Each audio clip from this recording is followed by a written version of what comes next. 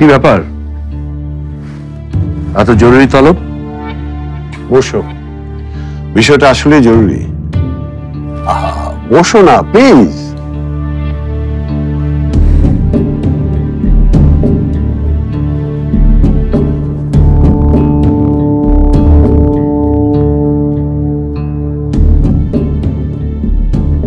আসলে এমনিতেই অনেক দেরি হয়ে গেছে। বিষয়টা কি বলতো? আজকাল তোমার মতিগতি ঠিক বুঝতে পারছি না।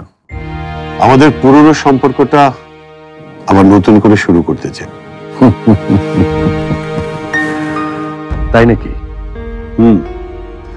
আমি চাই আমাদের বিজনেস ডিলগুলো আবার নতুন করে শুরু করতে। ওসমান, আসলে ওই বিজনেস ডিলগুলো হয়েছিল আমাদের একটা পারিবারিক ডিলের বিনিময়ে। এখন তো সেই সুযোগ নেই। বন্ধু, তুমি মনে হয় এখনো আমার উপরে রেগে আছো। তোমার সাথে কাজ করলে আমার কি বেনিফিট হবে? ডাবল ডাবল প্রফিট দেবো আমি তোমাকে। শুধু এই মুহূর্তে তোমাকে আমার পাশে দরকার, প্লিজ। এসবে আমার পোষাবে না ওসমান। আগেও পোষায়নি, এখনো পোষাবে না, ভবিষ্যতেও পোষাবে না। রিয়ার সাথে ইরফানের বিয়েটা এসবের মধ্যে টেনো না, এটা আমার হাতে নেই। আসলে পরিস্থিতি এমন হয়ে গেছে যে আমি তোমার কোম্পানির 50% শেয়ার চাই।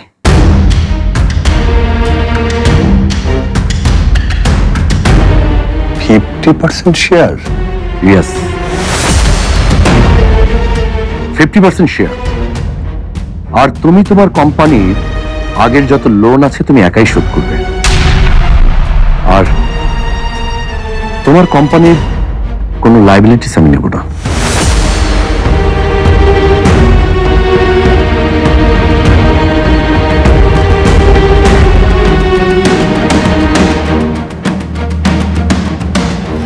বন্ধু, ডিলটা ঠিক এক পেশে হয়ে যাচ্ছে না?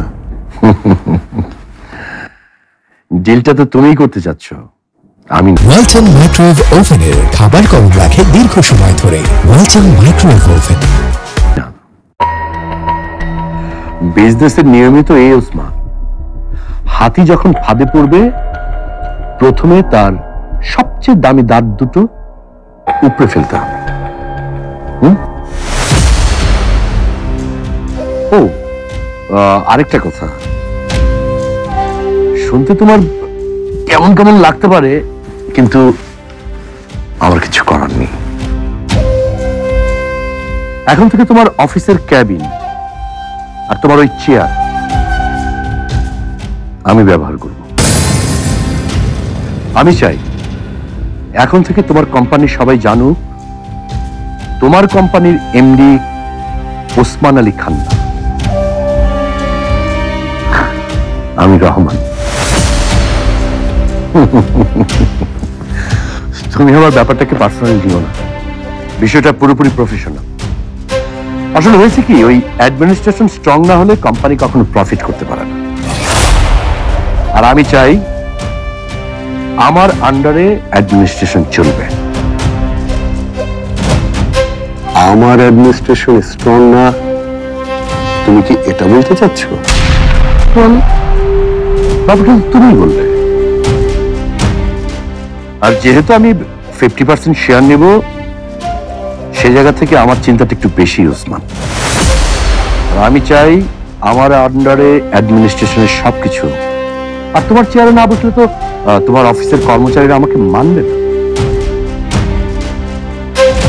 তোমার এই ক্যাবিন আর চেয়ারের আলাদা একটা পাওয়ার আছে, সেটা আমার চাই।